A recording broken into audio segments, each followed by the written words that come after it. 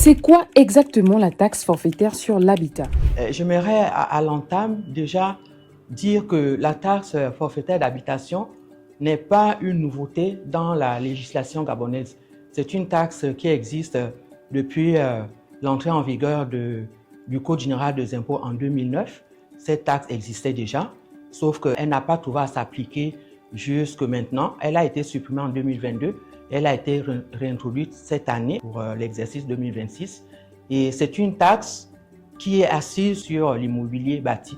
Et cette taxe, elle est à la charge de tout occupant d'un local à usage d'habitation ou à usage professionnel. Les objectifs de cette taxe pour pouvoir financer les collectivités locales. Il y a toujours eu cette question, les collectivités locales n'ont pas les moyens pour pouvoir mener à bien les politiques. Elles sont souvent dépendantes des financements nationaux, c'est-à-dire les financements de l'État, pour pouvoir s'organiser. Cette taxe-là permettra justement aux collectivités locales de pouvoir mettre en œuvre les programmes qu'elles ont prévus aux populations locales. Et quand on parle de population locale, on voit bien que ce sont des communes, des arrondissements, des départements, des villes, voilà, et même des villages. Donc, voilà. Qui est concerné et comment est-elle calculée? La taxe est à la charge des occupants d'une habitation ou d'un local professionnel. Donc, tu as un immeuble bâti, tu l'occupes comme propriétaire, la taxe s'applique à toi. Tu l'occupes comme locataire, la taxe s'applique à toi. Que ça soit pour l'usage d'habitation ou bien pour l'usage professionnel, la taxe s'applique à toi. Et les critères qui ont été retenus, c'est donc, on a fait des zones. Donc, il y a, pour le Grand Libreville, par exemple, ça va être de la zone 1, la zone 4. Donc, selon le lieu de situation de l'immeuble, donc selon le lieu d'habitation ou de l'exercice de la profession, on va payer un certain montant. Et il faut dire que c'est une taxe forfaitaire, comme le nom l'indique. C'est une taxe forfaitaire parce qu'on a appliqué un forfait plutôt qu'un taux pour pouvoir aider les ménages les moins nantis. Parce que quand on applique un taux, ça a tendance à être un peu plus conséquent comme montant à payer, alors que le forfait, c'est plus facile d'appliquer un forfait. Quelle protection pour les ménages modestes? C'est un principe constitutionnel. Chaque personne doit contribuer aux charges publiques à raison de ses capacités, donc à raison de ses moyens. Et on va faire appel à la notion de ce qu'on appelle l'équité, parce que nous l'entendons aussi beaucoup en ce moment dans les discussions. Et donc, pour que je dois payer l'impôt en fonction des moyens que je dispose. Et cette règle n'a pas été omise pour mettre en place la taxe forfaitaire d'habitation. Et donc, pour tenir compte des ménages modestes, justement, il y a eu, comme je l'ai rappelé tout à l'heure, déjà la situation géographique des biens qui feront l'objet de la taxe. Il y a d'abord cela. Ensuite, le législateur a pris en compte la puissance du compteur.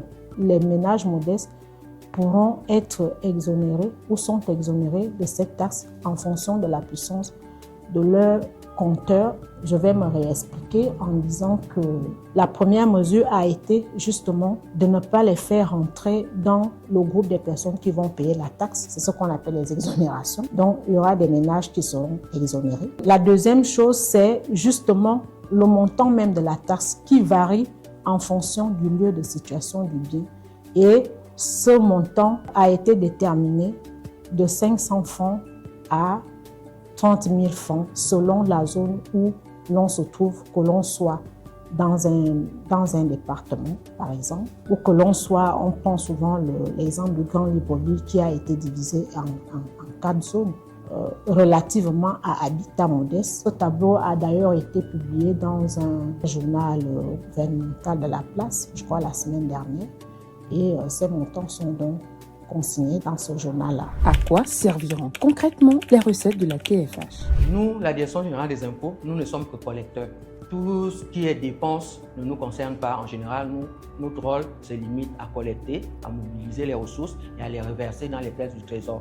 Donc, ce sera aux autres directions comme le budget, le Trésor, de mieux s'expliquer sur cette question. J'aurais envie de dire que la chance qu'on a, c'est qu'il s'agit ici d'une taxe, pas d'un impôt, parce que l'impôt n'a pas de contrepartie. Mais la taxe, on l'a faite, donc il y a une contrepartie que les citoyens peuvent exiger.